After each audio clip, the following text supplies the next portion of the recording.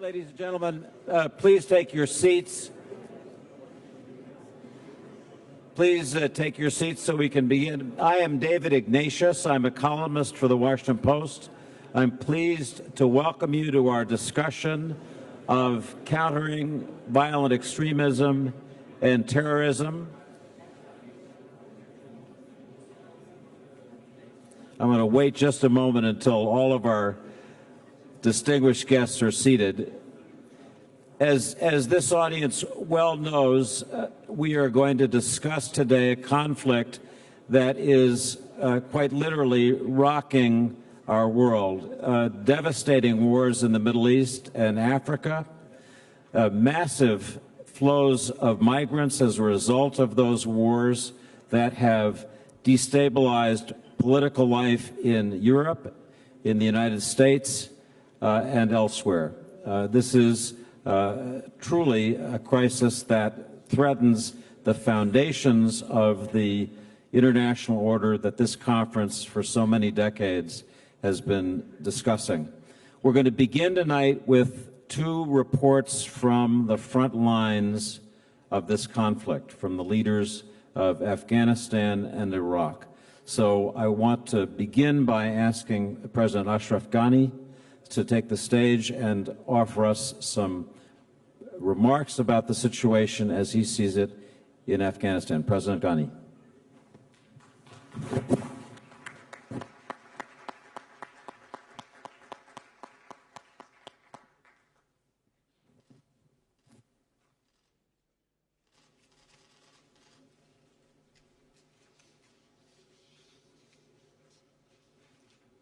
Bismillahirrahmanirrahim. Distinguished colleagues, excellencies, ladies and gentlemen. Terrorism is a defining challenge of our time.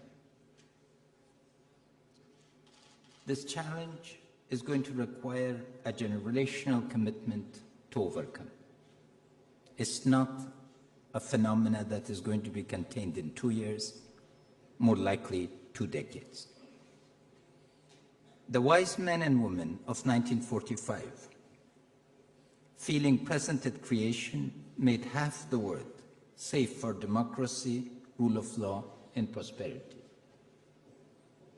Being present at a moment defining the 21st century, the task requires focus at the global, continental, Islamic, regional, and national levels. We are at a moment when the world order is being redefined. And it's up to us as to whether we are going to make it productive, disruptive, or destructive.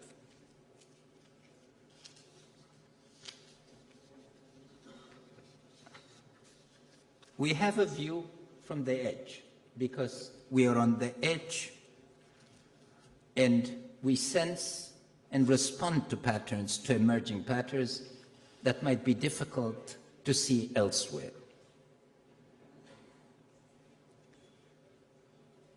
Fighting 20 groups classified as terrorists by US and UN, we are the frontline state and the first line of defense against terrorism. This is not a fight that we are doing just for our own liberty. We're engaged in a fight for security of the world. What are we learning?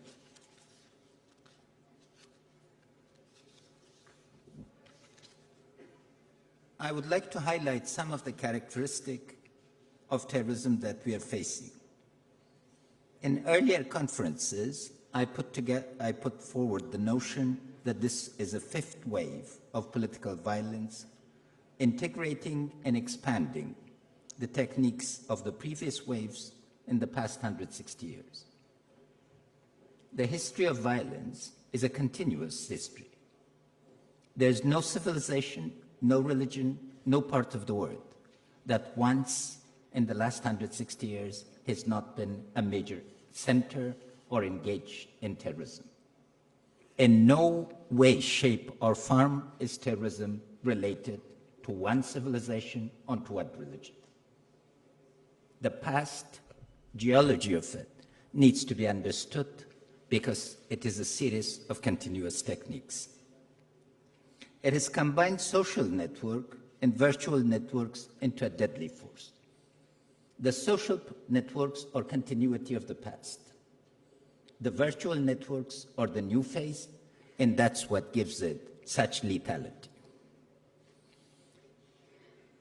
The previous networks were face-to-face. This is face-to-Facebook.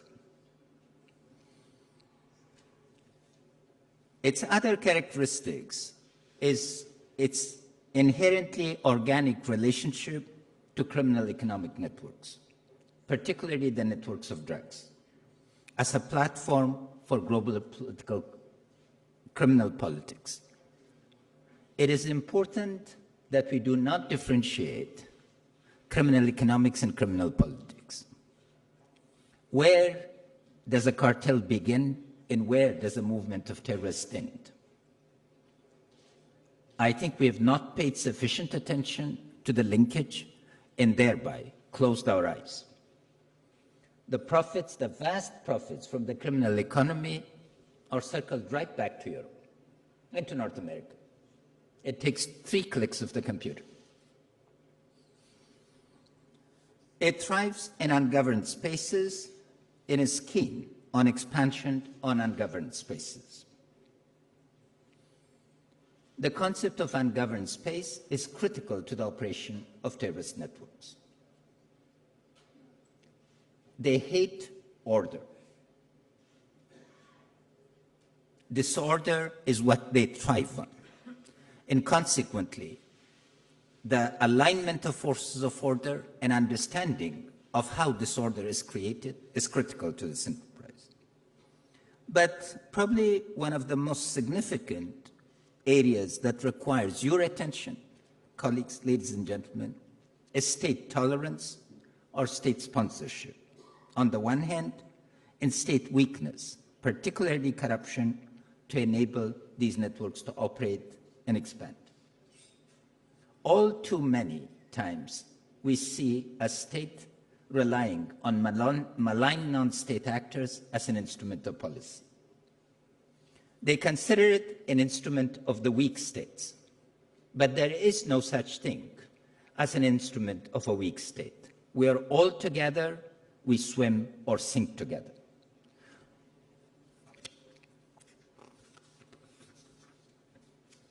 What are the targets and what's the modality? Simply put, the social contract of the 20th century between states and citizens is the target. Why are they attacking streets? Because they want to take freedom of movement. Why are they attacking airlines? Because they want to question our freedom to travel. Why are all religious spaces, social spaces, streets attacked? Because these are precisely what the contract of the 20th century in that half of the world that Aitchison so well described is the legacy. There is an emerging consensus that it is likely to be a challenge for the next 2 decades. Each of the previous waves has lasted 2 to 4 decades. We therefore need to combine focused action in the short term with a medium to long-term view. There are no boundaries that terrorism will not cross and no space or social group that it will spare. And there is no precedent for dealing with it peacefully. These are not civil wars, because when you have 20 terrorist groups from all over the world, how do you make peace with them? Civil wars are inherently political disagreements about the direction of the future and about how to exercise power. With terrorist groups, what is the conversation? How is the conversation to be held?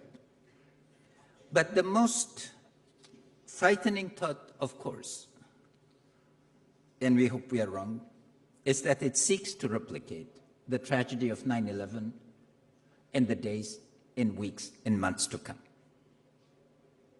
Because our response to such an event is going to define the shape of the decades to come.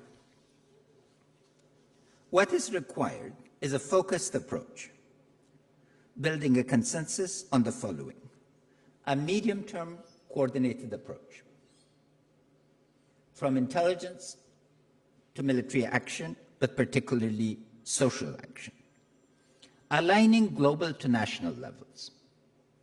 In Afghanistan, we are extraordinarily grateful for global action. NATO, contrary to assertions, is shown its full relevance in the Warsaw commitments that were made, in the Brussels commitment that have been made to us, or an indication of a global functionality in a global consensus. Our problem is at the regional level. We live in a part of the world where there are no rules of the game defining interaction among states, and no distinction between what's forbidden morally and what is acceptable as an instrument of the moment. And we require a comprehensive approach where use of legitimate force is necessary, but it's not sufficient. Because the platform are the widespread poverty, alienation, exclusion, and particularly government-level corruption. Unless the strata that today feel excluded and feel denied a space or brought in very consciously and coherently back into the mainstream, there will be no mainstream. And isolating states that rely on terrorism as an instrument of state policy is the key challenge to institutions and organizations. We failed repeatedly to draw rules of the game regarding those who flout openly, systematically, and consistently the agreed upon rules and obligations of statehood. And unless there are mechanisms to ensure coherence or minimally non-interference, the phenomena will persist. Coming specifically to Afghanistan, I'd like to remind you, colleagues, that the word came to us to prevent another tragedy on the scale of 9/11, and I'd like to acknowledge the phenomenal work that Lakhdar Brahimi, our senior colleague and the uncle of all people of Afghanistan, made to that contribution. That issue requires reminder because when you have 20 terrorist groups still threatening our peace, that of neighborhood, the region, in the world in 2017, it shows that the task is not done. A lot has happened, but the task remains undone because this is a fluid situation and a constantly morphing situation. Terrorism is not a solid phenomena like a column that is to be chiseled away. It is a moving, dynamic phenomena, and while we hate it, it needs to be understood as a dynamic, changing phenomenon. The second point that I'd like to make, we're defending our country with 1/10 of the level of international forces operating in Afghanistan during 2009 to 2014. Because often people say there is a stalemate. Yes, indeed. But it's the stalemate that now we are maintaining with 1/10 of the level of previous commitment, and where our heroic forces, if spared no sacrifice in fulfilling their patriotic duty. When I was sworn in, all our interlocutors were predicting doom. They were predicting collapse, but none of the strategic goals of our enemies has been achieved. no province of Afghanistan is under enemy control. Yes, we are fighting, but the fight is a complex one, and I'd like to again restate, this is not a civil war. It's a drug war, it's a terrorist war, and it's also a state-to-state undeclared war. The multiplicity of these dimensions require clarity so we can all focus on terrorism. Our key gate, because you mentioned migration, and I'm with that last minute. 1.1 million Afghans in 2016 voted with their feet to return to our country. 650,000 from Pakistan and the rest from Iran. This is a tremendous statement regarding the future, but it requires overhauling of all our approach, and we have made peace with Hizb Islami, and it's moving forward, showing that an Afghan-led peace process is not just desirable, it is feasible and credible. Recent attacks on Helmand, Kabul, and Kandahar, especially Kandahar, where our honored guests, the diplomats of UAE, were butchered in cold blood, as well as attacks on Lahore and the Shrine of Sindh, are proof positive that there cannot be a distinction between good and bad terrorists. As long as a distinction between good and bad terrorism is maintained, we're all losers. But when we do not make this distinction and we rise and mobilize our forces together, it can be contained. We have a comprehensive plan that needs your support. And let me conclude by saying we can, will, and must succeed against terrorism, as the lives and well-being of coming generations depend on it. The way the global community mobilized against other challenges of 19th and 20th century, this challenge is within our reach and grasp. Thank you.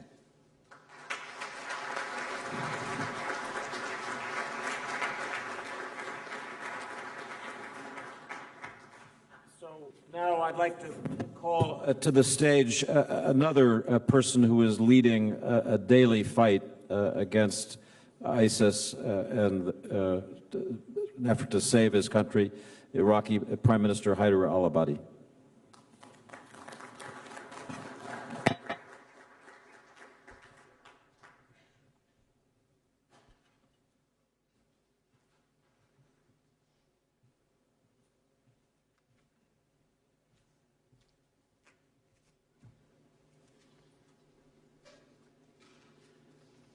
Bismillah ar-Rahman ar-Rahim.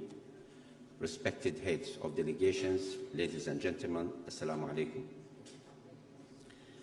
I'm pleased to be among you here today to express my thanks to all those who contributed towards defeating Daesh in Iraq, those who helped the Iraqi people in their fight against this international terrorist organization. We have inflicted the biggest defeat on this organization so far.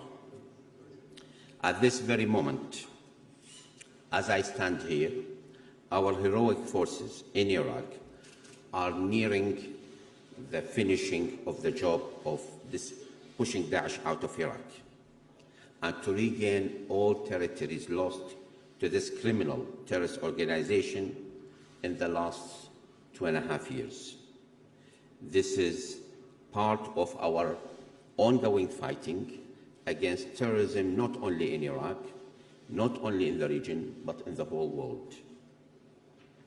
We are at the moment clearing the remainder of Mosul, where most of the governorate of Nineveh has been liberated so far. And the biggest side of the city itself, Mosul itself, which is the eastern side, has been liberated as well. Now the remainder is the smaller western side of the city, which we are embarking now on liberating. And we are confident we are going to achieve our goals towards this end and to, as we promised our people before. On behalf of the Iraqi people, I extend my sincere thanks to your countries for supporting us in our fight against terrorism, whether it is the international coalition against Daesh, or NATO, or other regional states who stood with us against this evil. And I assure you that your support did not go in vain. We have liberated most of our cities so far and our territories, and we are achieving impressive victories against terrorism. It is our enemy and your enemy, and indeed it is the enemy of the world, entire world. It threatens our people, your people, kills civilians, women and children among them, without mercy. We look forward to the continuation of this support to our troops in the areas of armament, training, logistical support, intelligence, because this is an international terrorist organization where we need intelligence to combat it.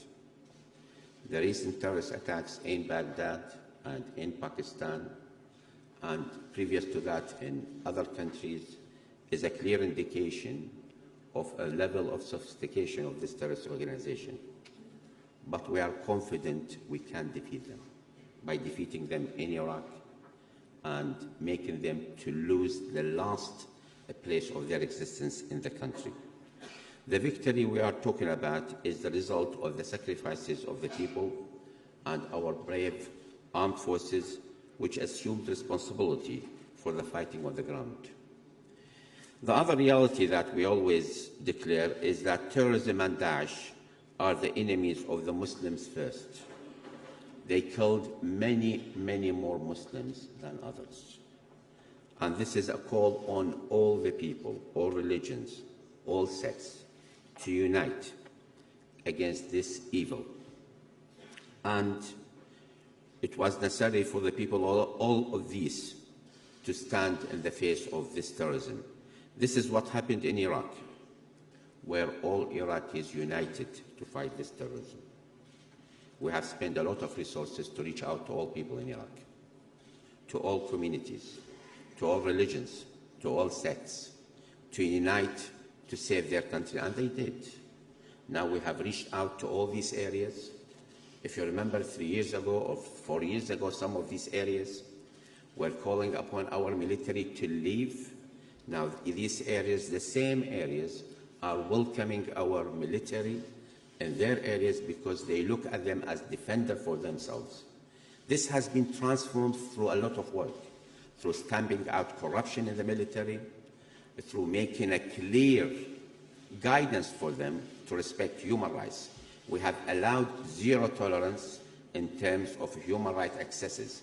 I understand this is a war, and mistakes can take place, excesses can take place, but whenever we see an excess against human rights, an aggression against people, we never allow it, we investigate it, and we punish those who are responsible. We have taken this very step, and Iraqis are fighting among each other. It's the first time where the Iraqi military, alongside the Peshmerga, are fighting together, a common enemy. In the recent history, they were fighting among each other. In the recent history, Iraqi communities have been fighting among each other. Now they're fighting with each other, together united, to save our country and to save the whole region and the world. This is the main point which has been achieved, the main goal which has been achieved. This would achieve peace, not only will achieve victory during a time of war. We are achieving victory in the time of war against terrorism, but we want to achieve peace as well afterwards, and that's what we are exactly doing. Also taking part in the liberation operation and the fight against terrorism are local fighters and volunteers from Popular Mobilization Force, who have been observed into the armed forces as part of our plan to restrict arms to the state and uphold the rule of law. And they have showed their courage in defense of our land and a strong commitment to the defense and strong commitment to responsibility towards civilians in the liberated areas where they gave much sacrifice. And this has shown itself in the care for people in the governorate of Nainawa and in Mosul in particular, whether they are local fighters who have joined the Iraqi forces, whether they are the PMF who have come from different areas to defend the people of Nainawa, or whether they are the Iraqi security forces. We have passed a law in Parliament to restructure the PMF along Iraqi authority. They are answerable to the Commander-in-Chief, and according to the Iraqi constitution, he is the Prime Minister. And they will be answerable to him, answerable to the law, and be governed by the Iraqi law. It will be a very clear distinction between who is with the state and who's an outlaw outside the state. According to the Iraqi constitution, whoever holds arms outside the state is considered an outlaw. So this will give us a chance to differentiate between good fighters who observe the human rights, who observe the law, and they are within the framework of the state, and the others who are outside that. The liberation of Mosul, which is taking place now, is a clean battle in which we have prioritized the rescue of civilians above the control of the territory. And although the fighting was tough and sometimes house to house, our troops ensured the safety of citizens, their homes, infrastructure, and government buildings. And that's why we were able immediately after the end of hostilities to restore services, to provide services to the people, because we were very careful not to harm people or harm the infrastructure. Daesh have used civilians as human shields, as they always do, to delay the advance of our forces, and bombed government buildings, mosques, houses, schools, any public building which is useful to the public in general. And they used civilian neighborhoods as bases for launching rockets against our forces, systematically destroying antiquities and museums and the treasures of the ancient civilization of Mesopotamia. We are now, some of these sites are under our control or they have been demolished. We're trying to restructure them and return them to their past, and we are working on this while we are fighting. Our orders were very strict and very clear on the need to observe and respect human rights, and we did not shy away from prosecuting anyone who abused civilians or their property, and provided at the same time safe corridors for the civilians who wanted to leave. And we provided tents, we provided shelter to them in another places, very secure places. All of this is happening under severe financial and economical strains because of the collapse of the oil prices.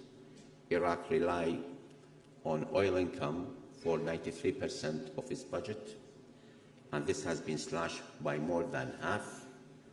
Despite that, we have kept on spending on refugees, internal displaced people, and of course to sustain this noble war to wipe out terrorism.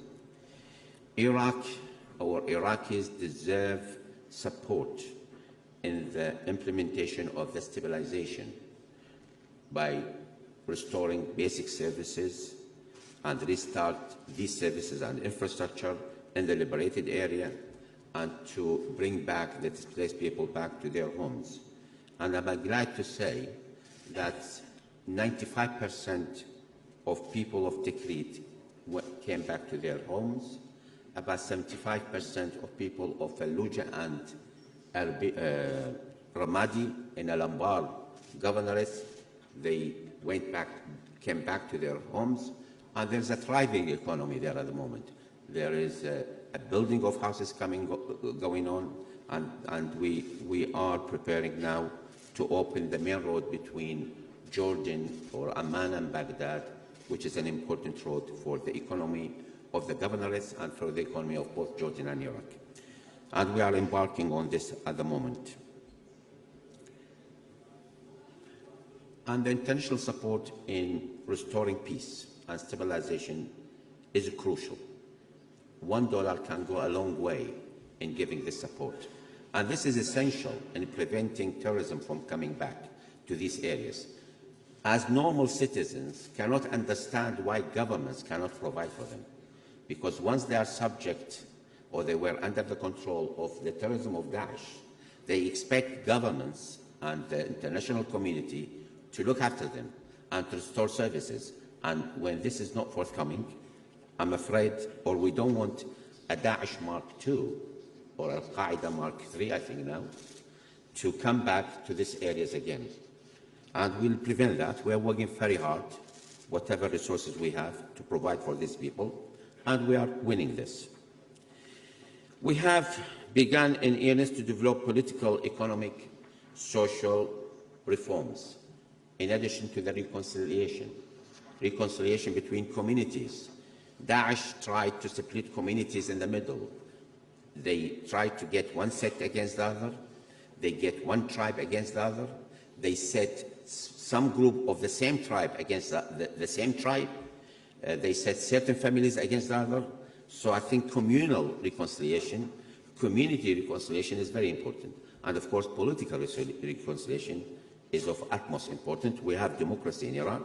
We have elections, and we allow free demonstrations as well, peaceful demonstrations. And I think people can still curse the government and get away with it in Iraq.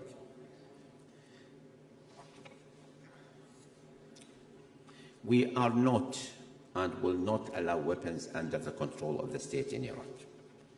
Although we are at war now with a vicious enemy, criminal enemy like Daesh, but we are strengthening the judiciary, the rule of law, the rule of the state in general, and to allow them to perform their duty in the prosecution of crimes and corruption and the protection of religious freedom and human rights. We have provided a set of laws guaranteeing such rights to the Council of Representatives, as well as development of the economy and diversifying our resources so that we don't rely on oil. This is, in the implementation of reform, we face obstacles, lots of obstacles, and we have received international support in this regard. We are relying on our people to implement reforms. Of course, corrupt people usually stand in the course of reforms, but we are very eager to continue it. We are steadfast on it, and we are accomplishing results so that we restore the confidence of the people in the democratic process and in the state. Ladies and gentlemen, we believe that security is integral. Security of Iraq is part of the security of the region, and the security of the region is part of the security of the world. We need to establish networks among ourselves, whether it is in the region, within the Arab countries, or in the neighborhood, or at the international level, to exchange intelligence information, to as well as dry up the resources of terrorism. Terrorists still receiving people. They're still getting young people within their folds. They're still receiving funds and support from certain quarters. We have to dry up that. We cannot do it without our cooperation, intelligence cooperation. This is essential. What we are doing in Iraq, with our sacrifices, we are killing Daesh. We are killing the goal of Daesh.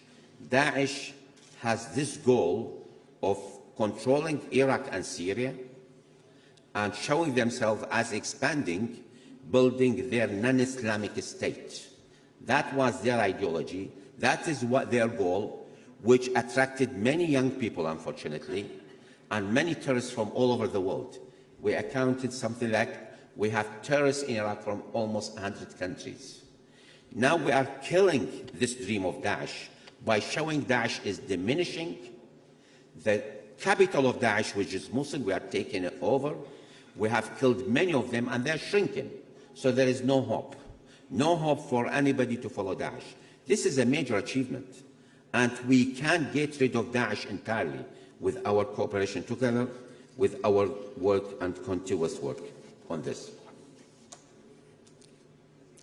And this is the time to end this terrorist organization. I think a year ago, lots of people told us, you cannot do it. You cannot. Iraq is fragmented. Your army is very weak. Your security forces cannot control security. Now, since then, we liberated Tikrit, we liberated Al-Abadi, Fallujah, and we carried on fighting from southern Baghdad, western Baghdad, 400 kilometers to the north. Our forces now in Mosul. They are very disciplined, and I can claim we have the best counter-terrorism force in the region in Iraq now, fighting against terror in the country, and we have the best fighters on the ground among our army, because this army is tested on the ground.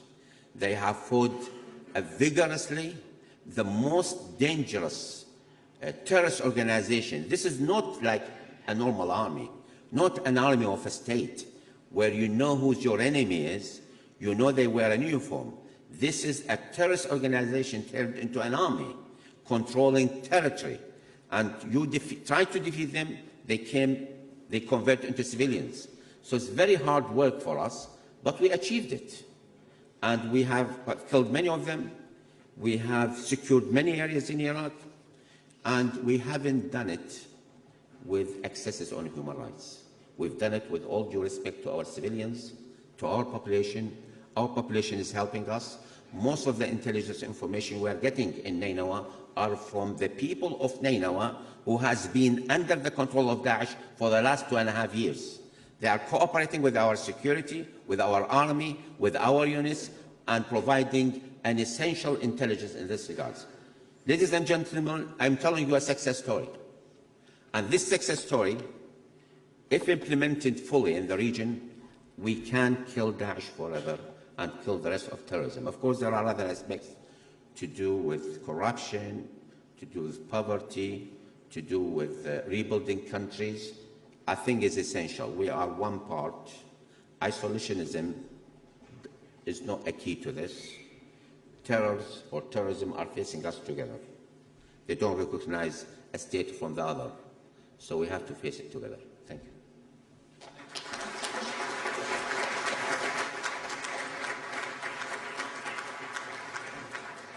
Thank you, Prime Minister.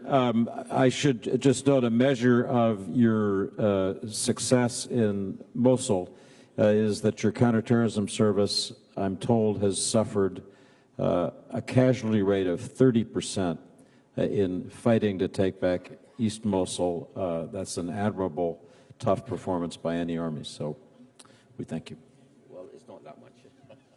So let me call to the stage our other panelists, starting with the German Federal Minister of the Interior, Thomas de Maizière, General John Kelly, who is the American Secretary of Homeland Security, Khawaja Mohammad Asif, who is the Defense Minister of Pakistan, Babagana Monguno, who is the National Security Advisor of Nigeria, and Julian King, who is the Commissioner for Security in the European Union.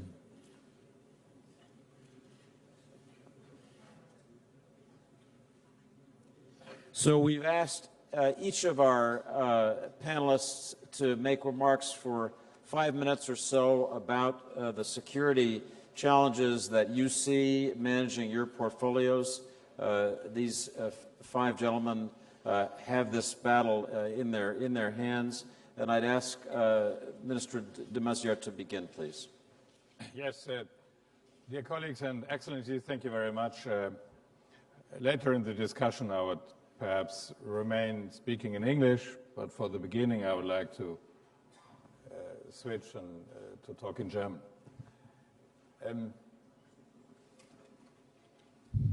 Ich möchte zu dem Thema 5 kurze Bemerkungen On this machen. topic, I'd like to make 5 brief remarks. Die erste Bemerkung. First remark. Wenn ich mir die großen Krisen und Herausforderungen When I look at the ansehen, die major wir crises and in challenges Europa haben, that we are facing in Europe, dann sind es die Euro- und I Finanzkrise, have to say it's the euro and die fiscal Herausforderungen crisis, mit Migration, challenges that have to do with migration, Terror terrorism, und natürlich Cyber. and of course the cyber threat. Euro und Migration haben die Tendenz und haben auch bewirkt, Euro dass and die Fliehkräfte migration, Europas eher here the auseinanderdriften. tendency seems to be that Europe is drifting apart. Terrorismus hat mindestens die Chance, As far as terrorism is concerned, there is at least an opportunity to bring Europe back und ich together arbeite again. dafür, And I'm working dass for das that. geschieht. I hope to make sure that happens. Die erste Bemerkung. So that's my first remark. Die zweite Bemerkung, My second remark. wir diskutieren wieder über die We are now transatlantischen talking Beziehungen. about transatlantic relations. Und da gibt es viele Sorgenfalten. And there are many concerns. Ich glaube, dass der Kampf gegen den I internationalen believe Terrorismus, that fighting international etwas ist. terrorism was die transatlantischen Beziehungen is another thing zusammenführt that und stärkt. could get the transatlantic nicht partners auseinanderbringen. back together again and strengthen our relations rather than Mein weaken Gespräch them. mit meinem neuen Kollegen John Kelly When I hat das talked to auch my new colleague, unterstrichen John heute. Kelly, Aber ich he glaube, auch diese emphasized Chance that sollten wir as well. nutzen. So I think this is an opportunity we should use. Die dritte Bemerkung, My third remark. bei solchen Konferenzen At conferences such as sind this viele in one, der Versuchung, groß rauszukommen, the wenn sie temptation sagen, wir is brauchen eine great neue to Strategiedebatte. Wir müssen call jetzt for mal a was new ganz Neues strategic machen. debate. Many Bisher war alles people schlecht, say jetzt muss we need alles neu something sein. that is entirely new. Everything that's been done so Dann far has findet been man auch bad. We große need Beachtung. something new, and that Manchmal. will In dieser Phase get you a sind lot wir of im Kampf attention, gegen sometimes at Terrorismus least. in Europa meines Erachtens.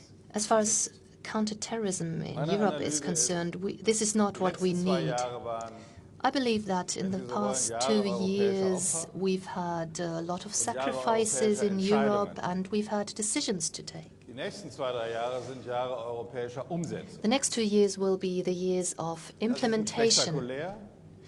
It's not spectacular, extrem wichtig. but it's extremely important. Was meine ich damit? What do I mean by that? Wir haben gelernt, wir müssen We 2 have einfache learned Fragen that there are beantworten. 2 simple questions to be answered. Die erste Frage First lautet, question. Europa sollte entscheiden, wer nach Europa kommt. Europe should be the one to niemand decide who Zum can Beispiel enter die Europe and who can't. And we should be the ones to Und die decide that, zweite not Frage criminal lautet, und die zweite smuggling- zweite smuggler Ziel, das wir bands. haben, lautet, That's the first Europa question. soll The second wissen, wer question, nach the Europa second kommt und wer objective Europa is verlässt. Europe should know who enters Das Europe and gesagt who haben, leaves it.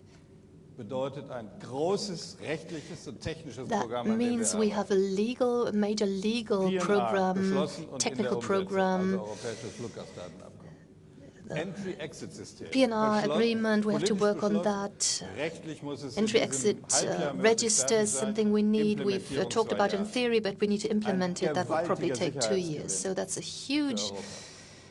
asset for European Ein security. europäisches ETIAS, also ein European europäisches ETIAS ESTA. system, Beschlossen, European wir ESTA verhandeln daran system, we rechtlich, have talked Umsetzung about it, we're negotiating nötig. it, but we need to Vielleicht implement it wieder as 2 well. Jahre. And again, that will probably require Die another 2 years. Interoperabilität von Daten. Wir haben Interoperability sehr of viele Daten, die wir in Europa data. haben. We have lots of data that Getrennt we für gather in Europe, but we do Migration, that für Reise, separately für Visum, for migration, für Sicherheit. for travel, for diese security, Daten for visa. zusammenführen, If we haben wir genug pool Daten. those data, we would have Wenn die enough. Nachrichtendienste, soweit If the security rechtsstaatlich möglich services, ist, to Zugriff the auf diese extent that this is Daten legally haben, possible, haben wir ein enormes Sicherheitsgefühl. would have access to these Sehr data, wichtig, that would be technische, an enormous anspruchsvoll, asset in dauert terms ein of bisschen, aber wir security. müssen das It is complicated, will take some time, but we Also have wenn to ich do allein it. diese Punkte nenne, Entry, Now, Exit, these PNR, points alone, ETIAS entry and exit, und PNR, Interoperabilität ESTA, von Daten, and wenn wir das in den interoperability of nächsten 2, 3 data. Jahren If we hinkriegen, can achieve haben wir that einen in the solchen next 2 or 3 Zugewinn von years, that Sicherheit, will be an enormous der benefit in ungeheuer terms of ist und der das security. überschreitet, was wir in den letzten 10 That goes Jahren beyond hatten. anything we've been Dafür able to brauchen wir achieve in the last 10 Implementierung, years. politischen Willen, Everything needs to be Kooperation mit dem implemented. We need the Europäischen political Parlament will to und do keine that. We große need Strategiedebatte. cooperation from Parliament, European Die, Parliament, Letzte Bemerkung, but we die don't need vierte, any das ist new doch, vierte, strategies. Bemerkung. Und jetzt spreche ich Last als remark, Innenminister. it's 5 remarks after all, sage not das, 4. Here I'm talking as the im Minister Namen of the meiner Interior, europäischen and I'm Innenminister. talking on behalf of Wir European werden den Kampf interior gegen ministers. Terrorismus nicht gewinnen, In nur mit our struggle Repression. against terrorism Sondern cannot auch be mit won Prävention und by repression Deradikalisierung. alone. We Ich habe also noch nie need erlebt, dass prevention Innenminister so and stark über de-radicalization. Prävention reden wie in den letzten 1, We've 2 never Jahren. talked as much about prevention as in the last 2 or 3 years. Usually it's education ministers and integration ministers, ministers for social development who talk about that.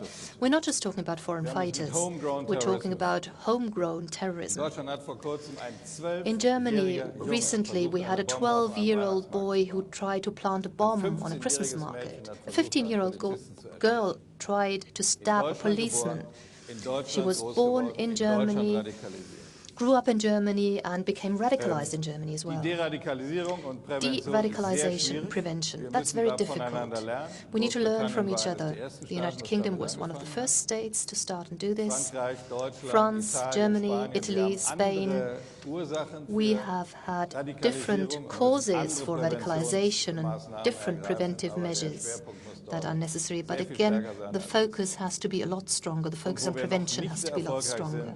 Something we have not been successful yet is a counter-narrative for the internet to fight propaganda spread by the Islamic State, because that is so tempting to many people. Deadly and tempting, and it's so intelligent and well done very often. So far, we have not found anything to fight that. We are doing a lot. We do a lot in Germany and in Europe, but we haven't been successful yet. So prevention, de-radicalization, and education by means of the internet. These are my initial remarks. Thank you very much. Mr. Minister, before I turn over to General Kelly, I want to ask you just a brief question. The title of our session tonight is Countering Violent Extremism. If President Trump were here, he would probably say we should call the panel Countering Radical Islamist Terrorism. And I'm interested, words matter in this struggle, whether you think that that is unfortunate and makes the job of people like you in Europe harder. Why do you give this question to me, not to General Kelly? You will give it to him as well, probably. He likes me. Yeah. So, the more abstract you talk, the more right you have, but the more irrelevant is what you say. So what does that mean, what your question means? The problem is we don't have enough relevant data from those countries where dangerous people are coming. If you register all the refugees, and if you compare this with our data, you will not find enough results. So this is the question. There we need, of course, more intelligence. But to ban whole countries perhaps could create more collateral damages and perhaps does not produce more security. So do it the more precise you do it, the more effective you are. This is my answer. Thank you.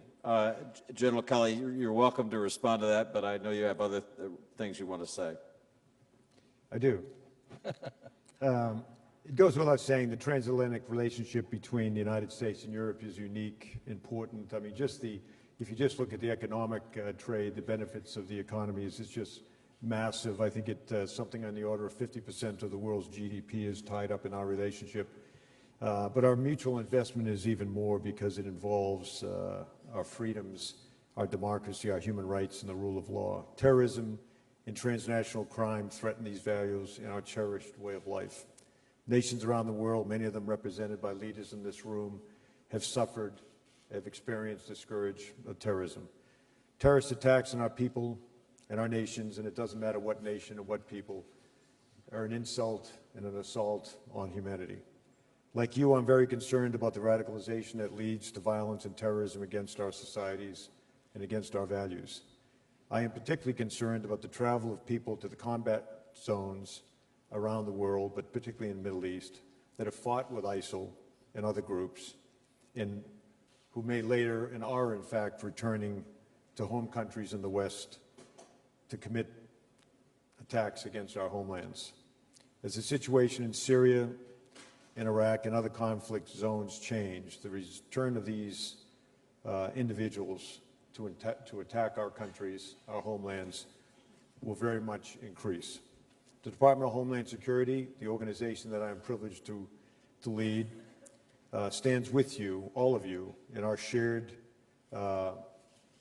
efforts against these threats. In the United States and Europe, we are challenged to invest more resources in counterterrorism and border security capabilities. I'd like to highlight in particular the work of our European partners who have increased information sharing, including sharing among intelligence services, law enforcement, and border authorities.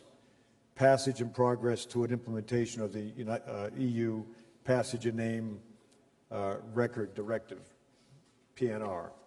Enhanced screening of travelers at the UN's or the EU's external borders while complying always with personal privacy rules, and the establishment of the European Counterterrorism Center and the European Migrant Smuggling Center at Europol. But there's more work to be done.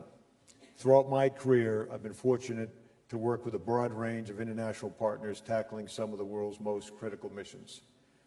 As the Secretary of Homeland Security, I certainly look forward to continuing this work with all of our international partners to combat terrorism around the world.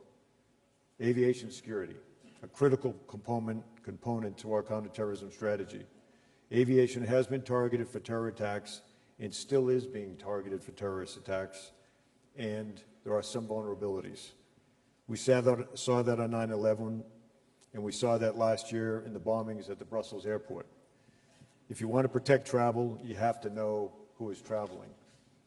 Over the years and since 9/11, the United States has developed a very sophisticated vetting process to screen travelers. We collect and analyze advanced passenger information and passenger name record data on PNR. It's been very useful in identifying passengers who may pose a risk to U.S. national security and public safety. This data includes travel dates, itinerary information about tickets, baggage, and method of payment. It does not include race, religion, health information, or political orientation. Travelers retain the civil rights and civil liberties principles that we all hold dear. Collecting and analyzing this data helps us detect and prevent terrorists, serious criminals, and other high-risk individuals from traveling to my country. This practice allows us to concentrate our attention and resources in those who are most likely to do us harm while facilitating the travel of legitimate individuals. We're quite enthusiastic that our European partners are implementing the EU Passenger Name Record Directive and are working on enhancing their border management in a number of ways. We at the Department of Homeland Security are happy to share our best practices and do share our best practices and technical knowledge as you all move to implement what is a life-saving program. If we're going to stop terrorists from coming into the countries, our countries, with a destructive mission, we need information about who is traveling, where they're traveling, and why they're traveling. This is the reasoning behind one of President Trump's executive orders entitled Protecting the Nation from Foreign Terrorist Entry into the United States. It was designed as a temporary pause that would allow us, in many ways allow me, to see where our immigration and refugee vetting system has gaps, and gaps it has, that could be exploited. One of the problems we have immediately identified is that we do not always have sufficient information to determine whether travelers from certain countries present a risk to the United States. This is a two-part challenge. We do not have strong counterterrorism partnerships with some countries, limiting our understanding of their security postures and potentially increasing the risk to the United States homeland. And we do not have robust information on the individuals traveling from these countries, limiting our ability to conduct a risk assessment before they travel to the United States.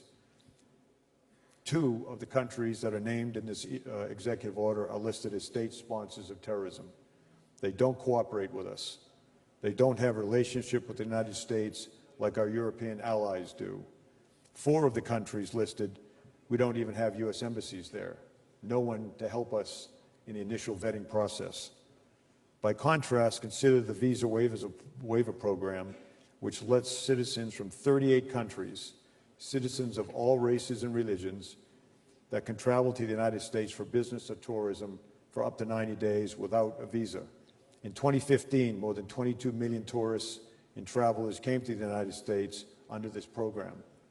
That's nearly 30%, that is nearly 30% of all the travelers that travel to the United States. We extend this visa-free privilege to citizens of countries that implement stringent security measures and proactively share information with the United States. People often say relationships are built on trust, and they are, but trust is also built on relationships. We trust our visa waiver program partners because we have relationships with them, with you. And I would like to emphasize security relationships. These relationships help us keep all of our citizens safe. DHS is prepared to support all of our partners that implement these kind of reforms that improve their security and their border management. This also extends to refugees and asylum seekers, fully identifying refugees through the use of biometric as well as vetting serves them as well as us. Our world is small and getting smaller. We share both dangers and successes. Nowhere does this happen faster than in cyberspace. And without going into the details of it, it is a threat that emerged seemingly suddenly and has grown beyond anyone's expectations. It's in all of our interest to cooperate against this other form of terrorism, and most of us do. So I think I'll leave it with that, David, and take your questions. General Kelly, I just want to ask you one question before moving on. The immigration order that you discussed and laid out the rationale for, as you and our audience know, encountered legal challenges. First, a federal district court in Washington State stayed its implementation, and then an appeals court affirmed that lower court judgment. And so President Trump has said that he's going to come back with a new version of this executive order that will meet the legal questions that have been raised. I know this audience would be deeply interested in any ideas you could share with us about what the new executive order might look like as it emerges next week. Yeah, I guess I'd begin by saying one of the great advantages I've had in my life is I'm not a lawyer. I just know right and wrong.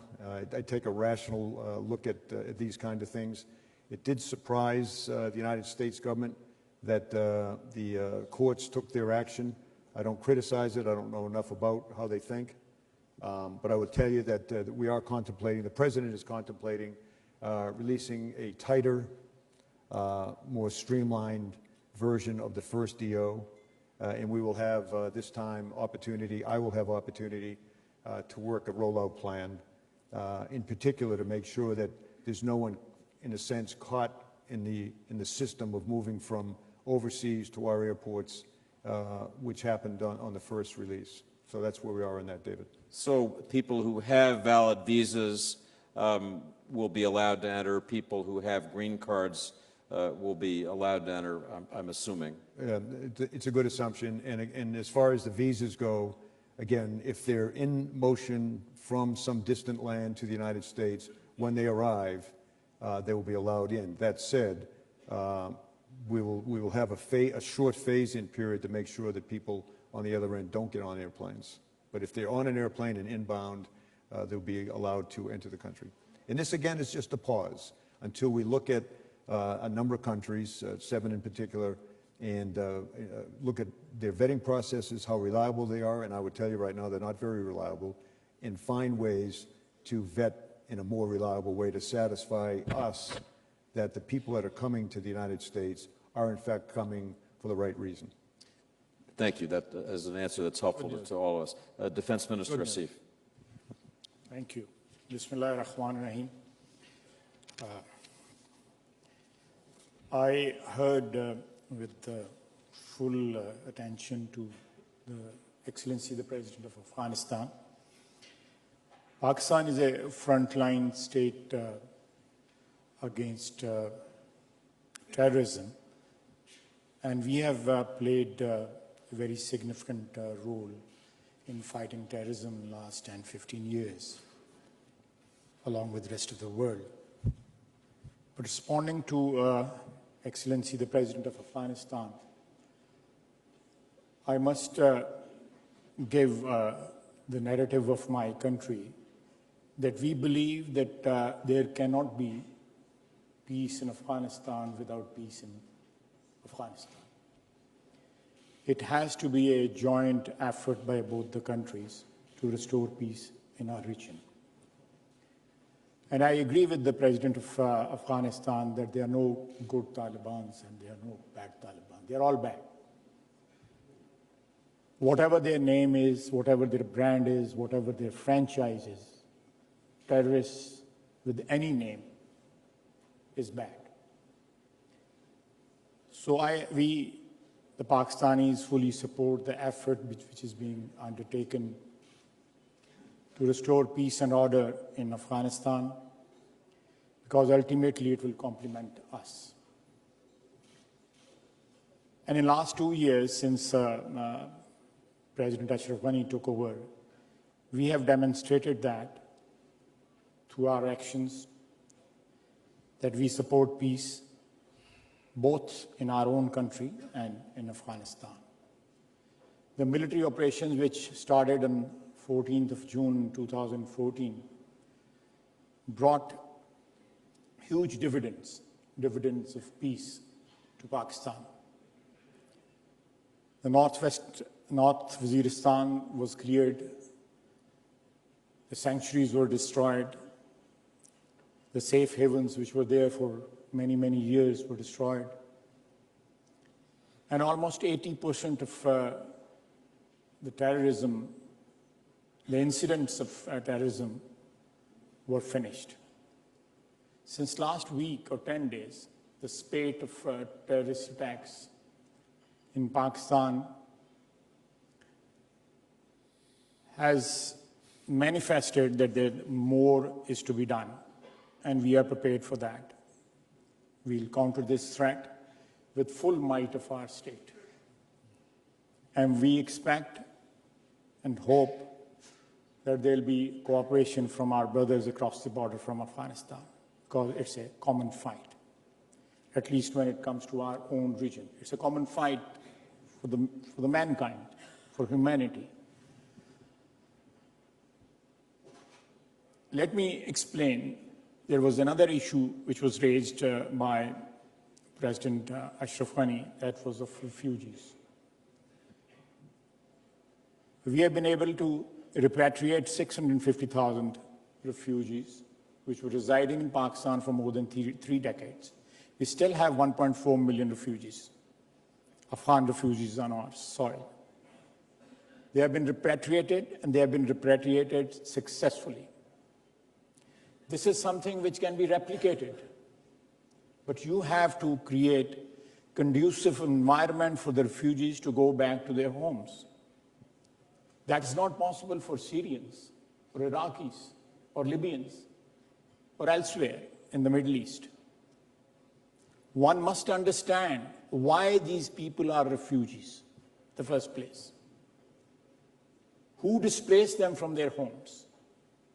Who made them internally displaced persons or refugees? Few 100,000 or 1 million refugees have come to Europe, and I've heard this over and over again since morning and since yesterday.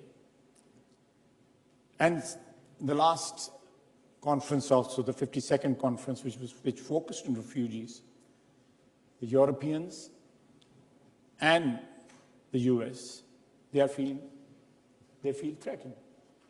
And you said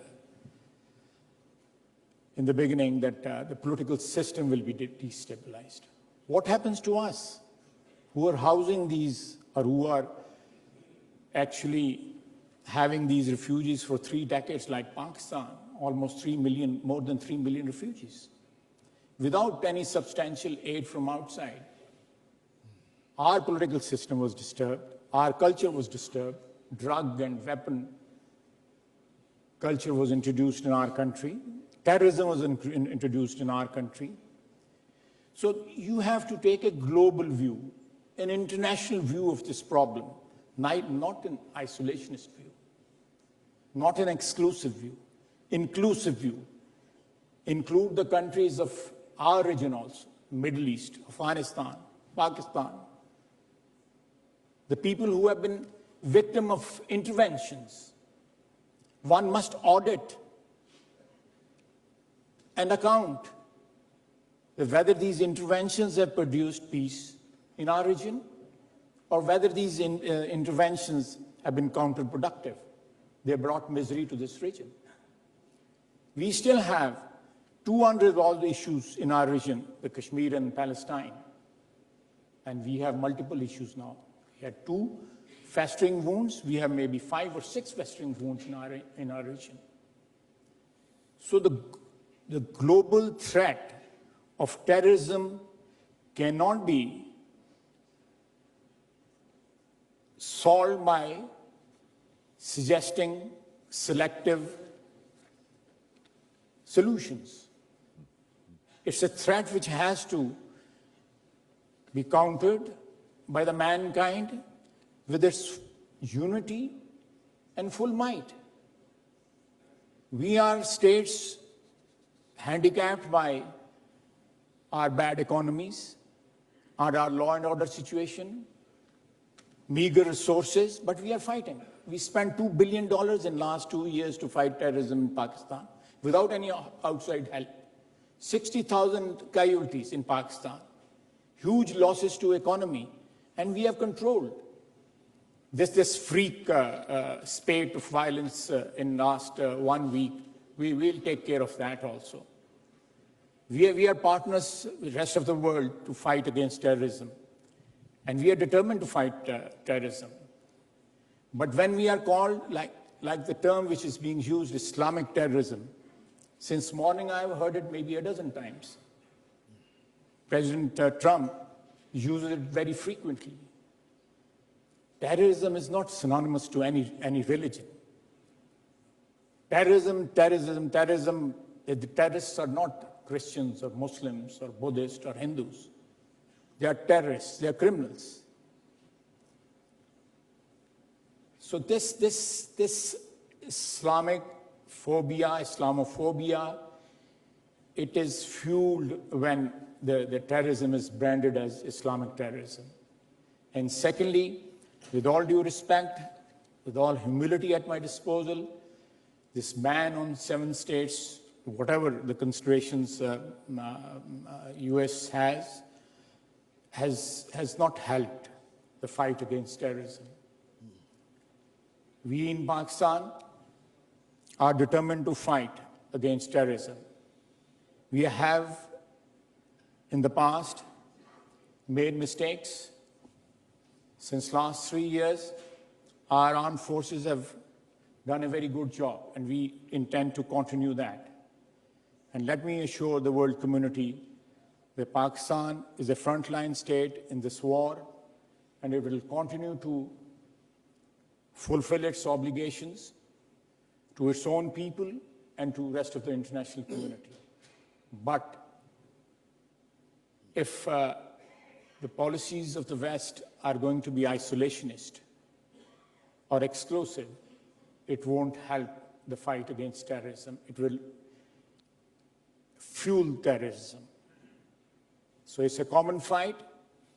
It's a fight which has to be fought by the human race against this infection, this disease, and no exceptions. Thank you very much. Thank you, Mr. Minister. General Monguno. Thank you very much for having me. Let me start by conveying a message from President Buhari, and that message is that we want to reiterate Nigeria's commitment to fighting terrorism, and in so doing, we are open to collaborating with all countries. Let me start by saying that terrorism, in its very essence, the threat of global terrorism, is very, very real, and it is something that Nigeria has come to understand in the last 7 years.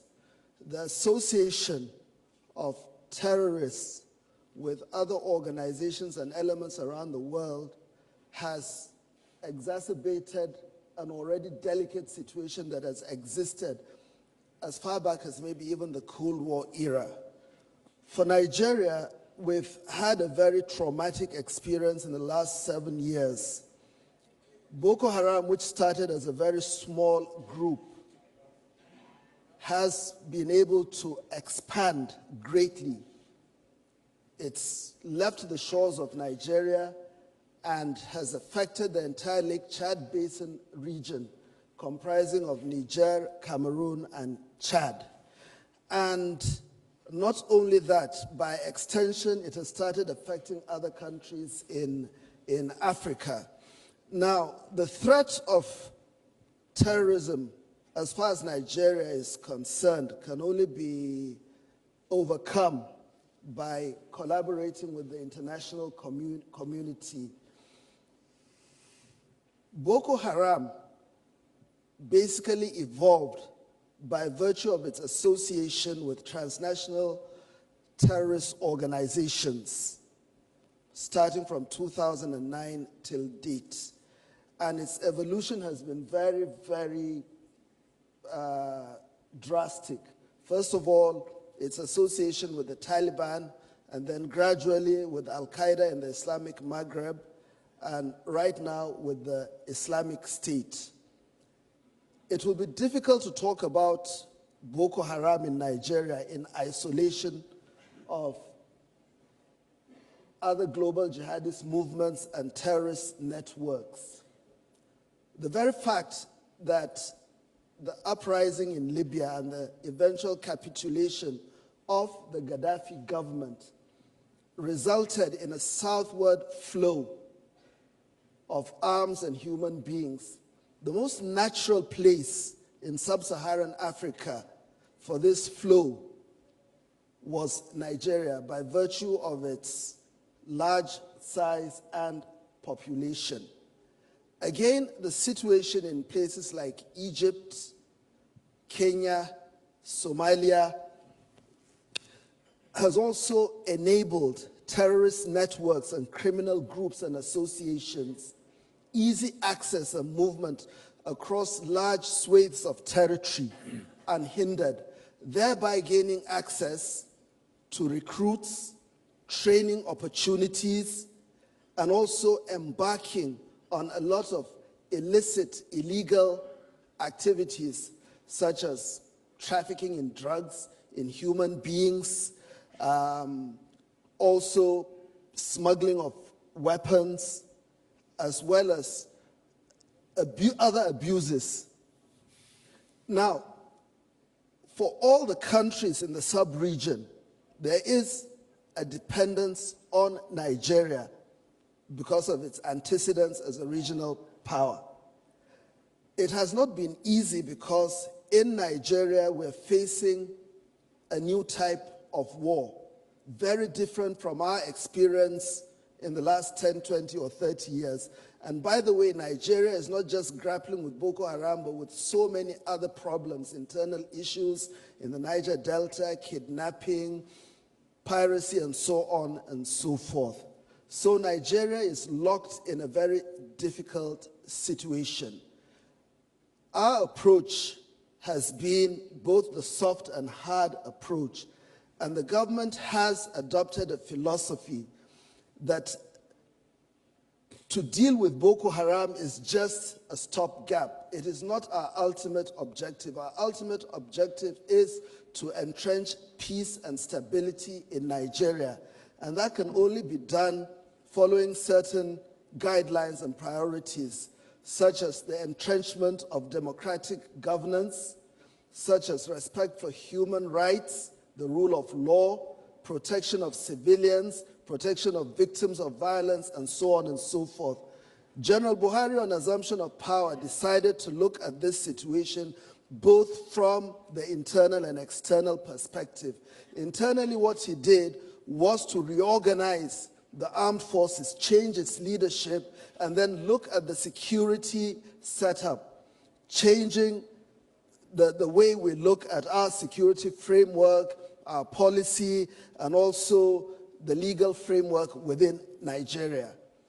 General Buhari also has embarked on other issues, such as setting up the Presidential Committee on the Northeast Initiative and also working with multiple stakeholders in Nigeria, because our own objective, having realized that the military approach itself cannot be the only solution, we've decided to involve other stakeholders. So our approach is multifaceted, multidimensional, all of government and all of society. Finally, I would want to add that our external approach in battling Boko Haram has been to look at several issues: collaboration with all the countries of the Lake Chad Basin Commission, Niger, Cameroon, and Chad, as well as also the wider international community. President Buhari has embarked on various visits. Thirdly, we have this arrangement of sharing intelligence. We have a platform known as the Regional Intelligence Fusion Unit, comprising of the P3 partners, Britain, France, and the United States, and it has been very, very efficacious, and we've had a lot of successes.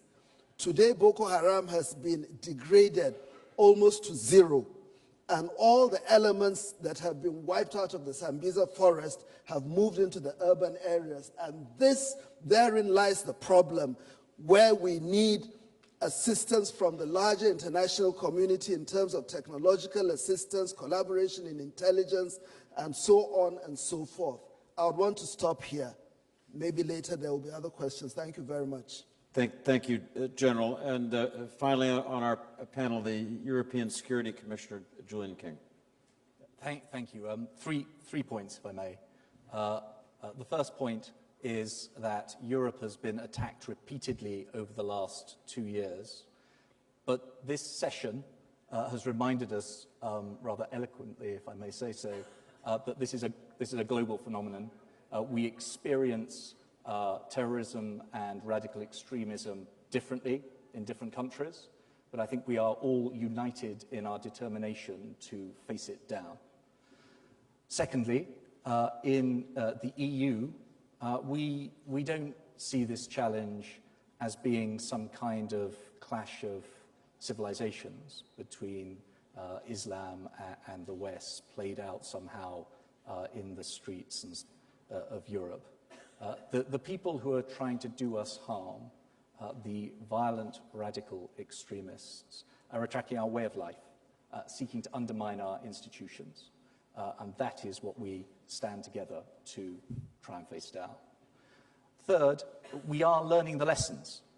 We are learning the lessons of the attacks that we have suffered in Europe over the last 2 years. So we are strengthening our borders, and we are strengthening our security behind our borders. That isn't closing borders. That is essentially knowing more about who is coming in and out of your shared space, using some of the information systems that Thomas Maizière was talking about, and strengthening the effective cooperation between law enforcement and intelligence services within that shared space. Another system which I would add to the list that was mentioned earlier is to know more about criminal records, because in quite a number of cases you find the people who are perpetrating these attacks have touched the criminal justice system at some point. Obviously, prevention is better than cure. So we are also trying to get ahead of some of these problems by redoubling our efforts to tackle radicalization, both on the web and in our communities. You need to do both, because the most successful radicalizers are working with effective propaganda, but also on the ground with Daesh and extremist agitators, and we need to combat that on both sides. We need to get better at determining, identifying, and protecting targets, and there's much more that we can do on that. And we need to get better at closing down the means that the terrorists use to perpetrate their attacks. And not all of this is high-tech. Not talking here really about the cyber dimension. We need to get better at the controls around firearms. Some of these attacks are being perpetrated with illegal and sometimes legally obtained firearms. We need to get better controls there. And we need to crack down on explosives and homemade explosives that have been used in a number of attacks. And we need to follow the money, because this really does work. Even if you don't need big money to perpetrate some of these attacks, being able to follow the movements of financing can deliver really, really effective intelligence. And this is one of the areas, just one of the areas, where the cooperation between the EU and the US has been so strong. It was through a US scheme, the Terrorist Finance Tracking Program, that after the attacks in Brussels and Paris, hundreds, literally hundreds of leads were thrown up, which allowed the investigators and the prosecutors in Belgium and in France successfully to go after the perpetrators. So there's one concrete example of why we need to work so closely together to tackle these problems. Thank you. I would just underline something that that Commissioner King said, which is that we talk often about the global problem of extremism and terrorism. You rarely see a panel that captures that global reach in the way that this one does. So thanks to the Munich Security Conference. I want to ask brief questions of our panelists, then turn to the audience. So please be thinking of your questions. I want to start with Minister de Maizière. I've heard repeatedly from different speakers tonight the idea of the importance of sharing intelligence. And I think of Germany and Europe when I think about this question of sharing intelligence in two ways. First, is it time for Europe to think about some real Europe-wide intelligence organization that would make that sharing more of a reality?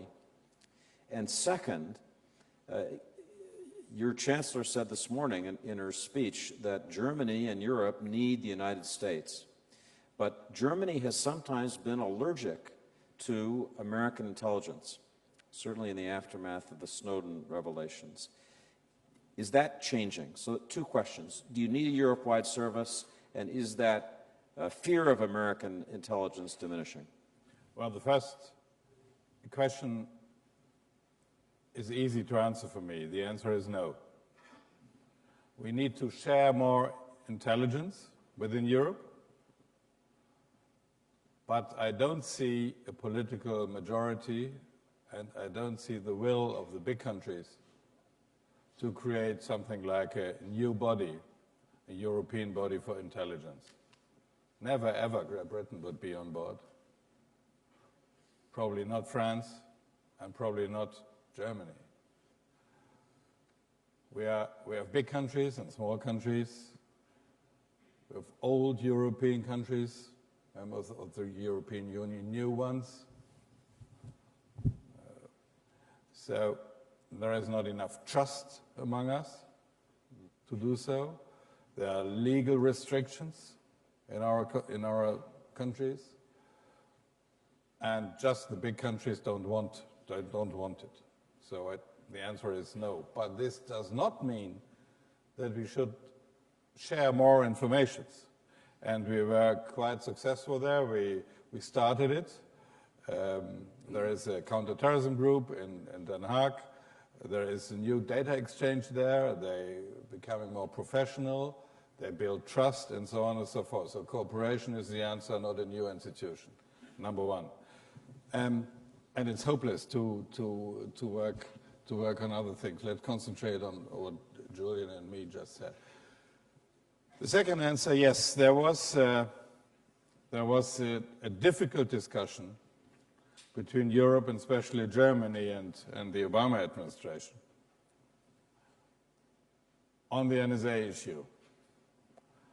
And it was discussed here in these conferences.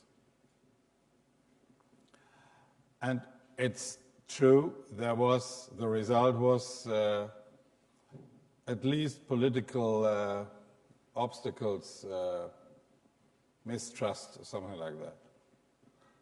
But first of all, I must say the day-to-day pragmatic cooperation, fighting terrorism, never ever was decreased from both sides.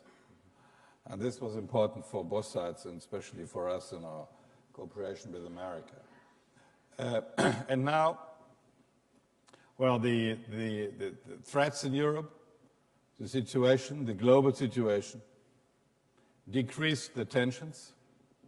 And now, at least Europe and Germany, we are more pragmatic towards these intelligence issues. And I think the end of this period in the German Bundestag, we will have a report of our committee and so on and so forth. I think now we are concentrating on the future and not on the past. Diplomatic answer.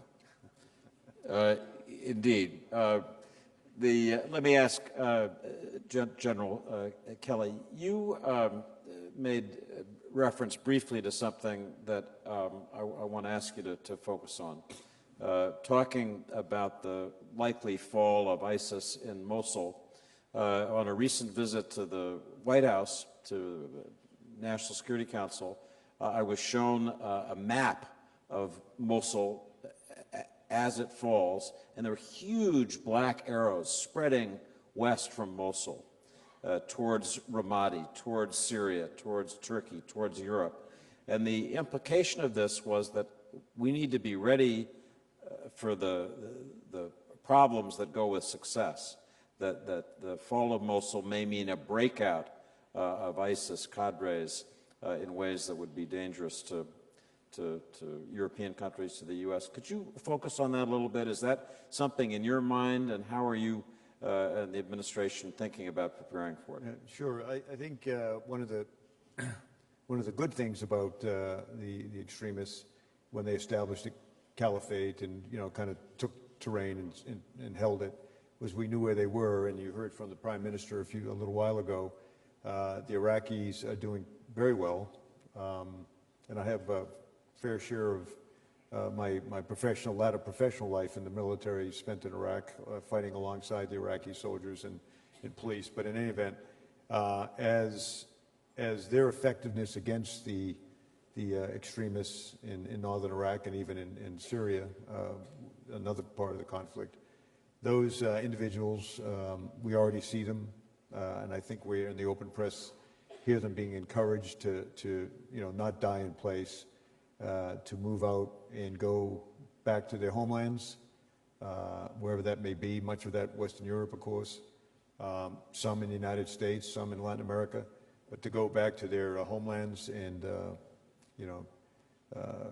create terrorists or implement terrorist attacks, very, very hard to track.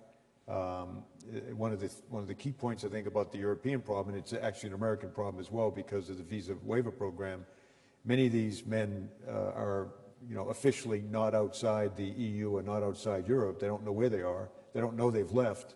So when they return through, clandestine means, to be back in their homelands and no real record of the fact, not all of them, but no real record of the fact that they've been fighting alongside, and they themselves are extremists. So I think it's something that we need to brace ourselves for, because there's many thousands of them that fall into this category.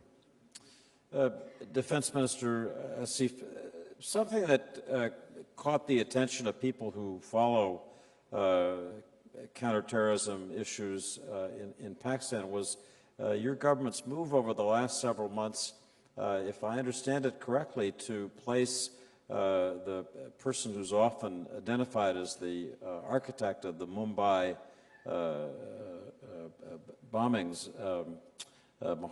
Hafiz Mohammad Saeed, under house arrest in Lahore.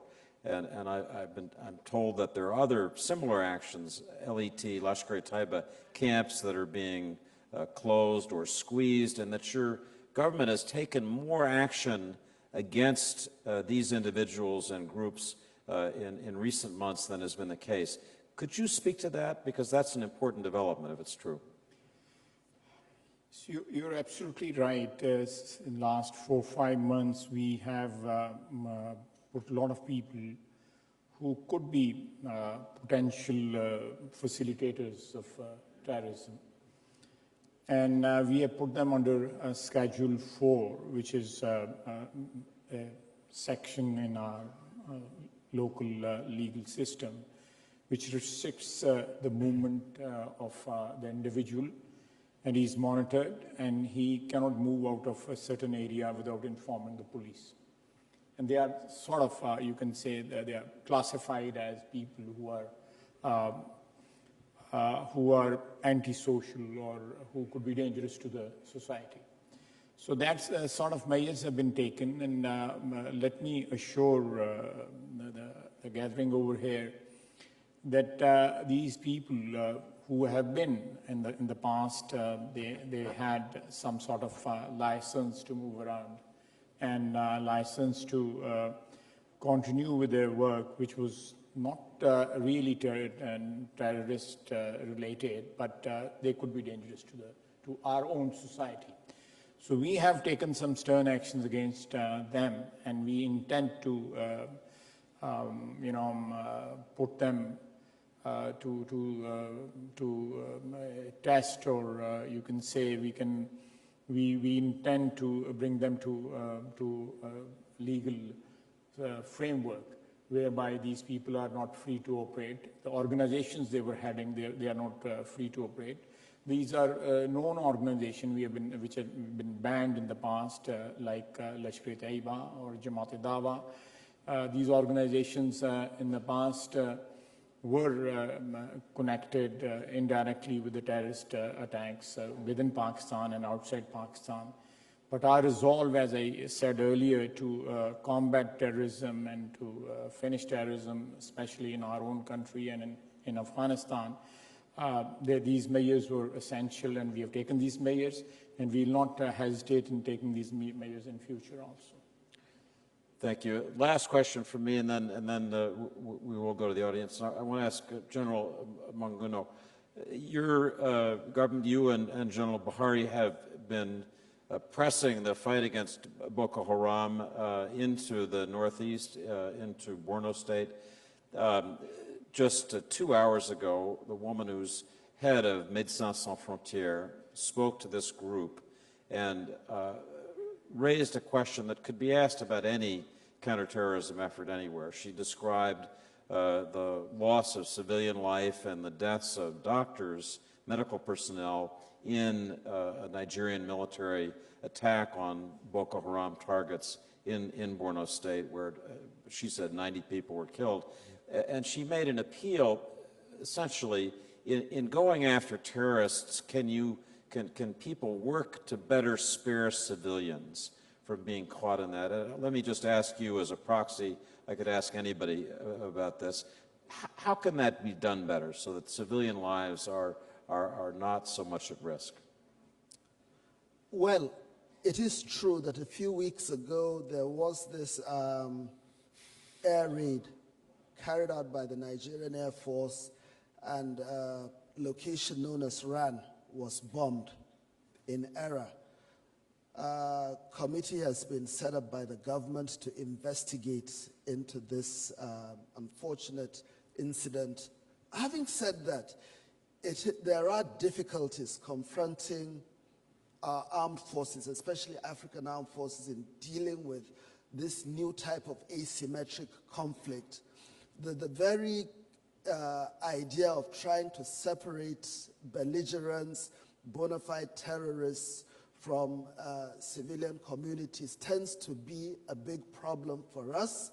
And what we try to do as much as possible is to use intelligence to try and separate the various groups.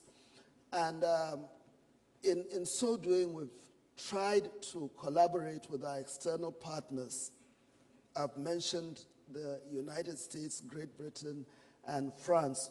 We have this regional intelligence fusion unit, as well as our immediate neighbors of Niger, Cameroon, and Chad, in trying to help each other. Again, of course, the very fact that our people have gone over to the other borders of the other countries, they're also coming back with all sorts of people.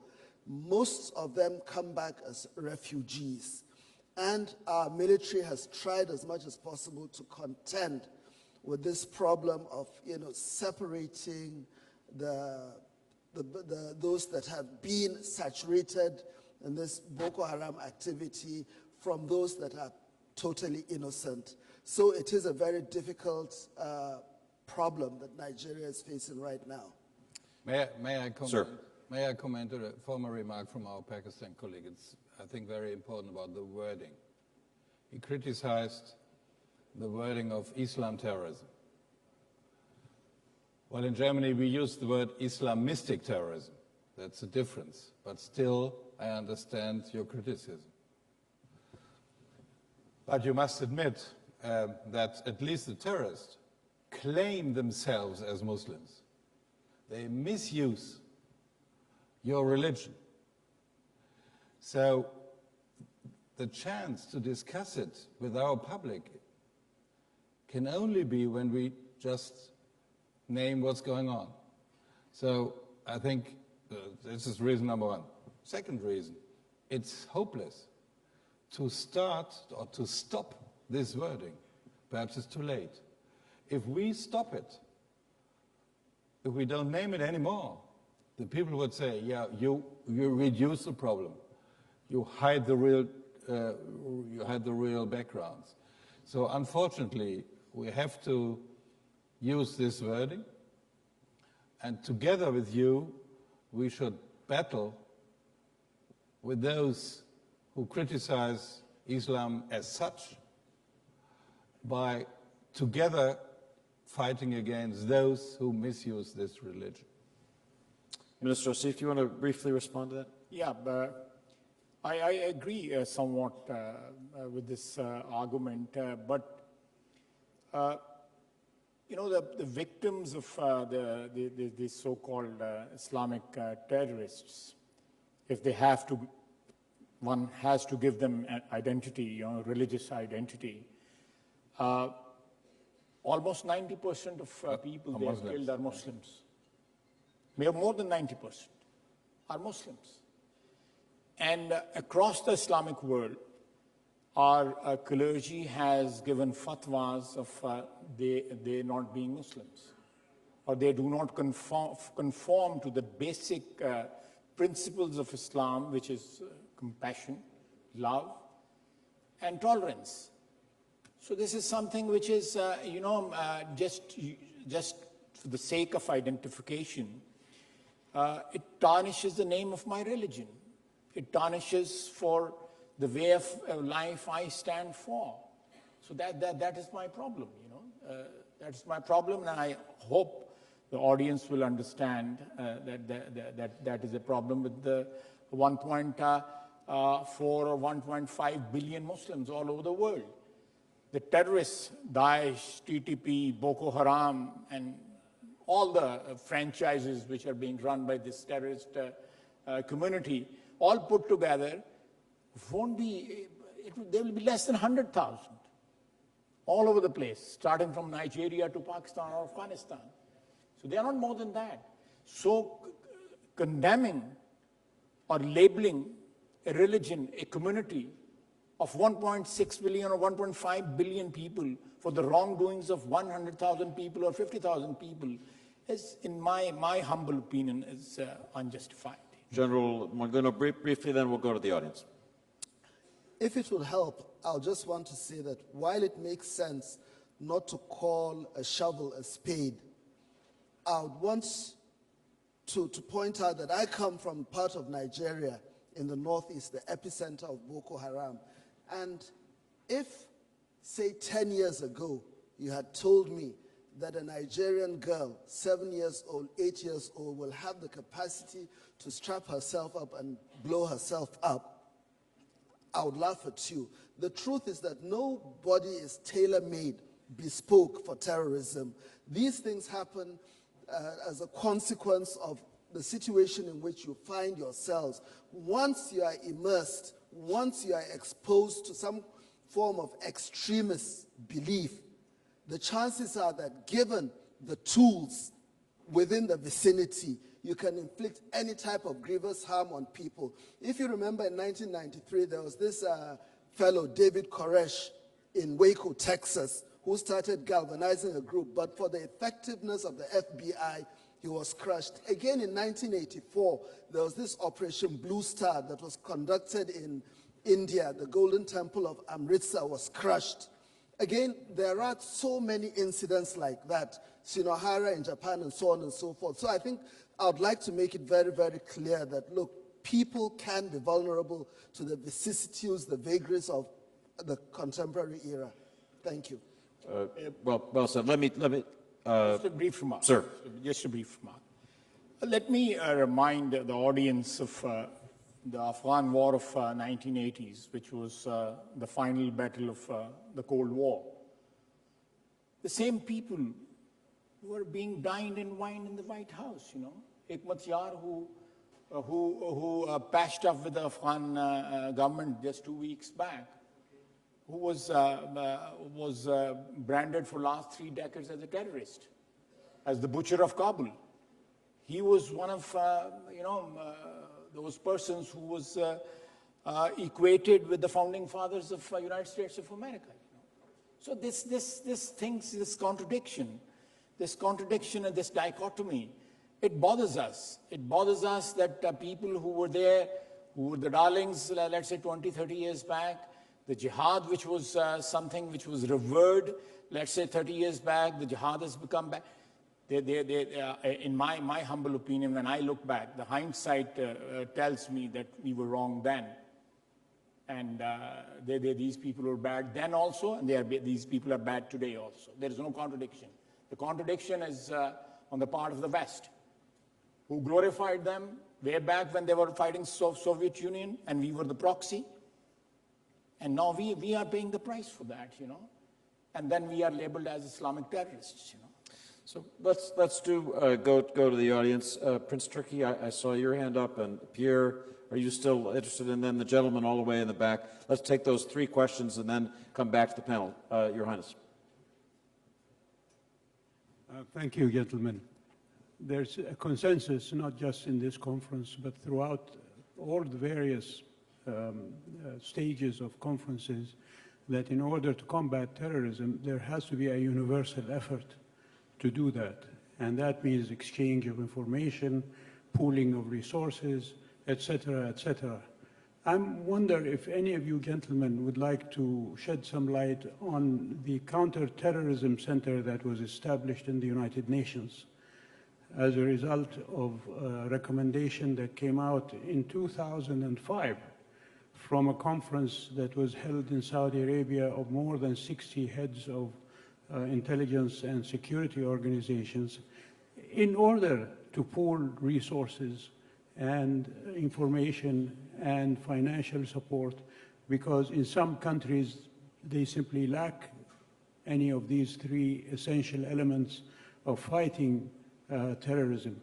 Have any of you worked with that center? Because it was announced, I think, 2 or 3 years ago at the United Nations. Let's take 3 questions, and then we'll come back, and if people have comments, Pierre Lelouch. Thank you, David. I'm a former minister, a member of parliament elected in Paris, and I not only testified the attacks in Paris, but I served for many months in the Inquiry Commission on Terrorism. I would like to make 2 quick remarks. Number one, what Minister de Maizière says is absolutely right. We have an immense amount of work to do in order to try and fix the huge gaps between our various nations in Europe. After the attacks in Paris, Abdeslam was stopped at around 3 or 4 in the morning and by a French gendarme who found him. As you know, he called in Brussels to be picked up. The gendarme was suspicious. He tried to keep the car as long as he could for half an hour. They called the Schengen Information System, SIS-2. They didn't have the name of Abdeslam. They had him as a drug dealer, but not as a terrorist, for a good reason. There is no list of terrorism among European states. So we have to start essentially from scratch. It's a huge amount of, it's an enormous challenge for all of us. And what the minister said about the different cultures from one country to the next is exactly true. So it's very difficult. It's not like the US, General. It's much more difficult. Second, Minister de Maizière quite bravely raised a question I wanted to raise about religion and Islamism and terrorism. Because what the Pakistani minister said, and even the European Commissioner said, which is the established wisdom, the politically correct wisdom, is something I cannot accept. I have full respect for the 1.2 billion or 1.5 billion Muslim in the world, and I certainly do not consider every one of them as a potential terrorist. It's absurd, it would be crazy.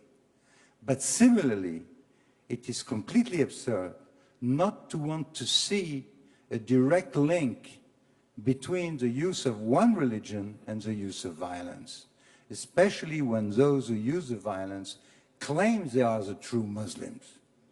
The guys who killed the journalist in Charlie went out of the building and shouted in French because they were French, born in French, educated in French. They said, Allahu Akbar, we revenge the Prophet because he was treated with blasphemy.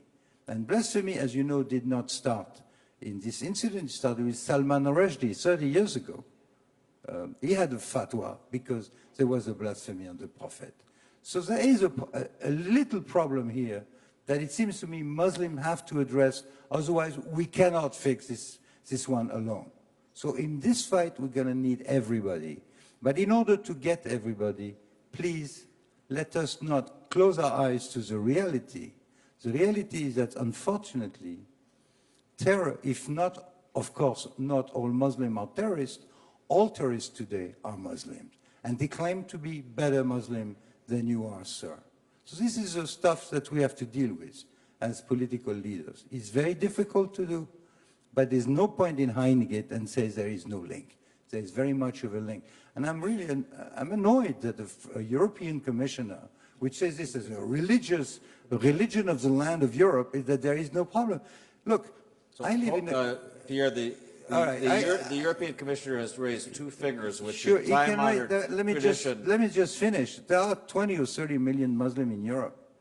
The people who go to fight, the French people, 2,000 of them, they went from Lunel, they went from Creil-Montfermeil, they went from areas in France which are essentially Muslim-dominated and penetrated by Salafists.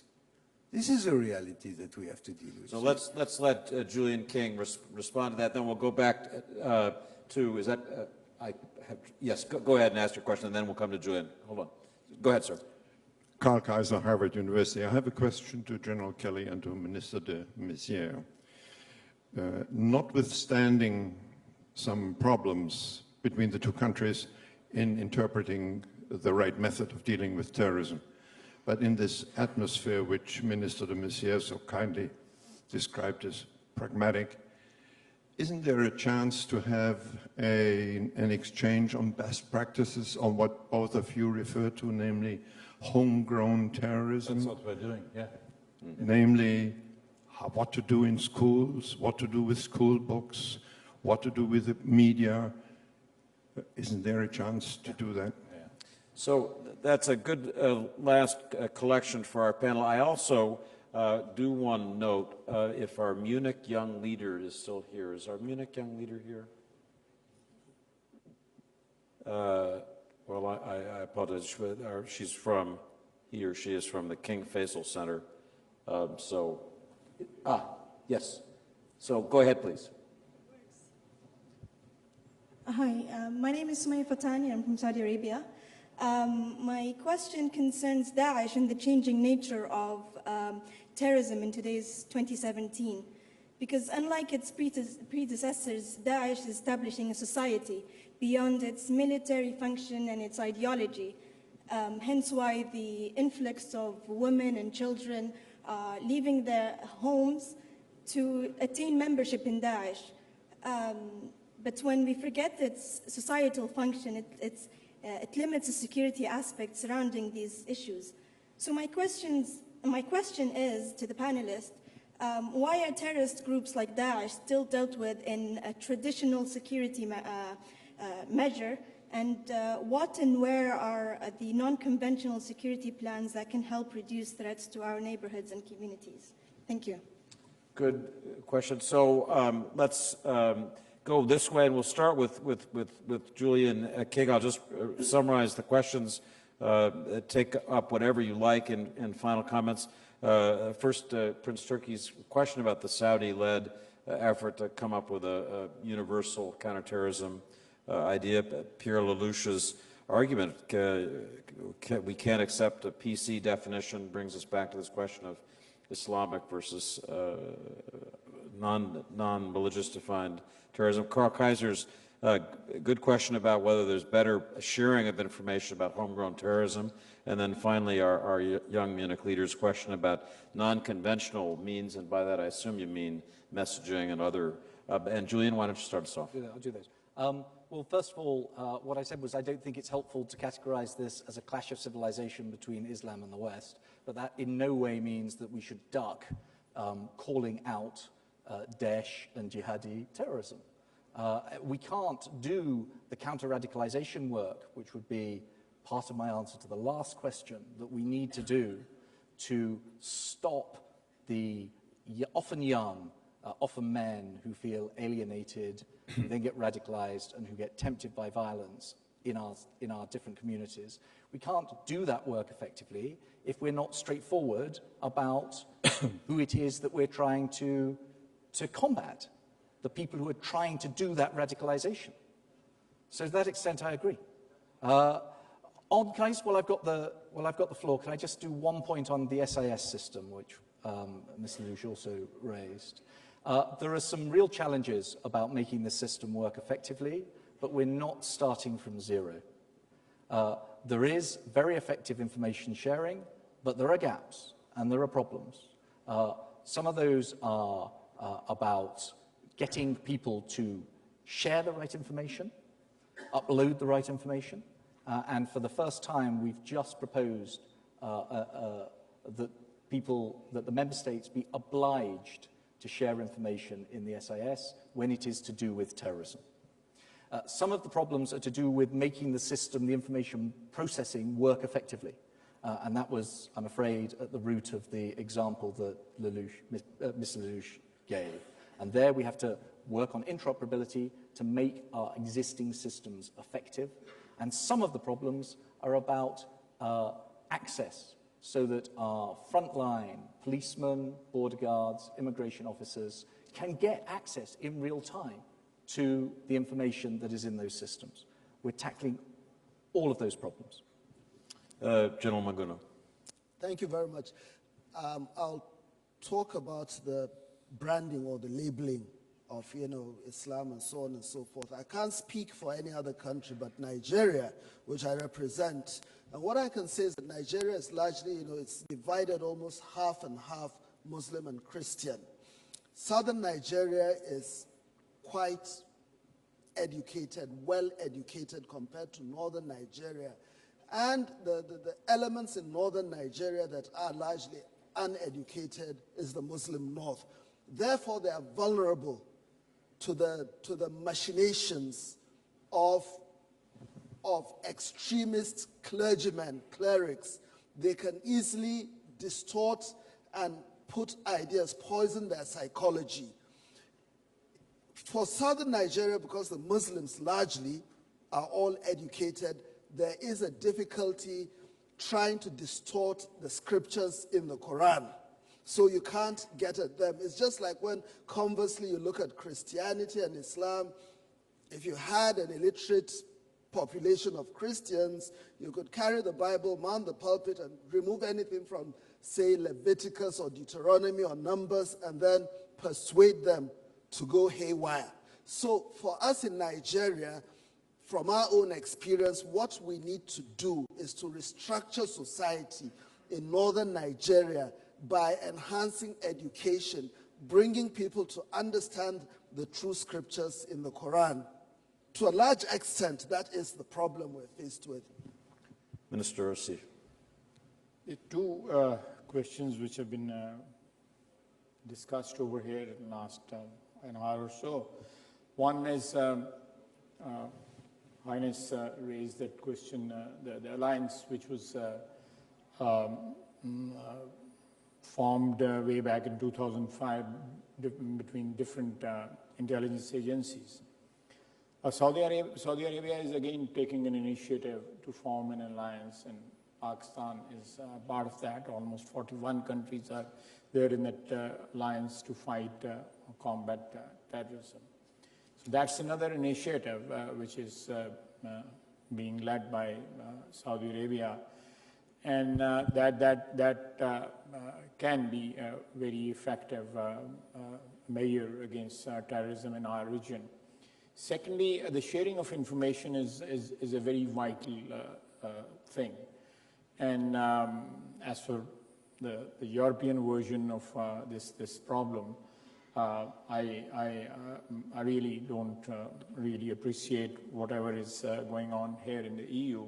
And but we have been sharing information about terrorists in our country and in our region with the US, with the ISAF forces, and it's a common effort in our region with the ISAF forces and Pakistani forces, and this is going on for almost a decade now, and it has proved to be effective. I think if that is replicated elsewhere in Europe or in other parts of the world where there's a problem of terrorism, I think the movement of the terrorists can be really tracked. So I think if it can be effective in Afghanistan and Pakistan, between the NATO forces stationed in Afghanistan and Pakistan intelligence agencies, it can be effective elsewhere. General Kelly. Well, on the sharing issue, I mean, we do share with everyone that wants to share in many individual countries, and in organizations like the EU are increasing their working out things within their laws to share even more information. And to the gentleman's comment to the back, we do share all sorts of best practices, whether it's on the battlefield or in the world of tracking terrorists. So the partnership is tremendous throughout the world for the most part. And again, it's individual countries have individual laws, different approaches to privacy and things like that, and of course we respect those and try to work out ways to share to the degree that a country can work with us within their laws, generally speaking privacy laws. But I mean, it is a good news story, but it can get better, and that's probably the minister and I would make that argument. It can get better.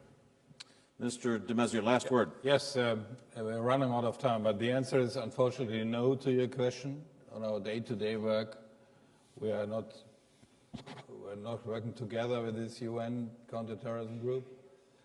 Then secondly, our French colleague, I agree. I can understand that this is a sensitive issue, but we have to name it. Just give you an example. We have 4 to 5 million Muslims in Germany. 99% of these Muslims don't create any problems. We have 9,000 Salafists, very few, but they create great problems. These 9,000 Salafists are not terrorists, but all the processes for radicalization are formed and directed by these Salafists. So we must fight together for a democratic Islam. And for this, we have to blame those who misuse the good name of the Islam. So this is my clear answer. And then to Karl Kaiser, yes, we share best practice. We could do more. We started it in the European Union for 2 years or so. We have very close cooperation there, especially in prevention. But I must say, the circumstances are different. In France, there are close links to Algeria and Tunisia and so on. The background is different. In England, you have the old traditions to Pakistan and those countries. So the circumstances, the housing situations is different. For us, it's the whole Muslim links to Turkish Muslims. This creates another kind of background. America is different. So but we are exchanging best practice. I mentioned we are not good enough in exchange best practice or do together on counter narratives in the internet. And then to be smart, fighting the terrorists, we are not bad. Together we were able to avoid huge attacks in Europe. So this was smart, to be honest. But of course there are problems to solve, for example, inscription. We didn't discuss this today. Very difficult discussion, technical discussions and legal discussions. But there will be next conferences and next issues to discuss. Thank you. So we often talk in gatherings like this about seeing problems whole. Thank you for seeing this whole. Thanks to all the panelists, including those who had to leave early. Thank you very much.